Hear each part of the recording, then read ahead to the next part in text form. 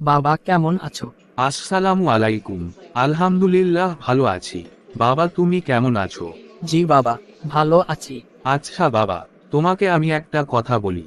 তুমি আমাকে প্রথমে সালাম দেওয়ার কথা ছিল, কিন্তু তুমি আমাকে সালাম না দিয়ে তুমি বললা বাবা কেমন আছো।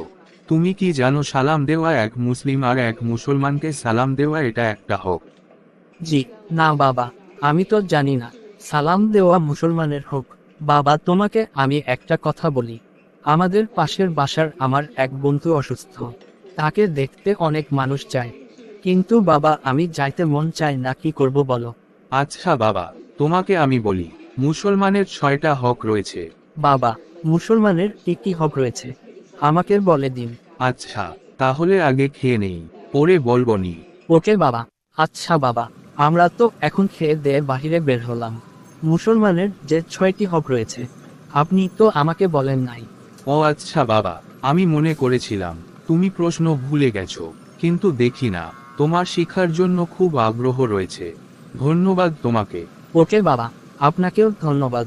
এখন বলেন 6টা হক কি কি? বাবা মনে রাখবা, এক এক করে 6টা হকের কথা বলি। হযরত আবু হুরায়রা রাদিয়াল্লাহু তাআলা আনহু হতে বর্ণিত, তিনি বলেন, রাসূল সাল্লাল্লাহু আলাইহি ওয়াসাল্লাম বলেছেন, এক মুসলমান অপর মুসলমানের উপর 6টি হক রয়েছে। এক নাম্বার, এক মুসলমান অপর মুসলমানের সাথে দেখা হলে সর্বপ্রথম সালাম দিতে হয়। দ্বিতীয় নাম্বার, কোন মুসলমান যদি দাওয়াত দেয় তাহলে সে দাওয়াতও গ্রহণ করা। তৃতীয় নাম্বার, কেউ যদি তোমার কাছে পরামর্শ চায় তাহলে তুমি তাকে সৎ পরামর্শ দিবা। চতুর্থ নাম্বার, তোমার সামনে যদি কেউ হাঁচি দেয় আলহামদুলিল্লাহ বলে তাহলে তুমি হাঁচির উত্তর দিবা, ইয়ারহামুকাল্লাহ বলবা। পঞ্চম নাম্বার হলো, কেউ যদি অসুস্থ হয় তাহলে বাবা তাকে দেখতে যাওয়া।